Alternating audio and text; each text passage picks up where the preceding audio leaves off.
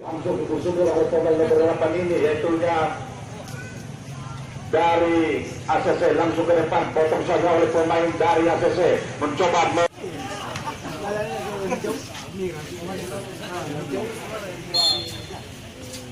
bolanya langsung ke depan pemain nomor 11, tapi dipotong saja oleh pemain lawan, langsung ke depan, tujuh menjadi terjadi, di sana ada pemain ACC, langsung memberikan kepada pemain nomor 11 yaitu Tosan, coba kemudian jalan di depan lepas dari bocornya langsung serang oleh pemain dari Tapau, berani pemain nomor 11, tapi dipotong saja oleh kanan dari sebelahan ACC ini kembali lagi terus keluar terjadi, tercapai dari sana tapi masih berboleh dibuang saja keluar oleh pemain.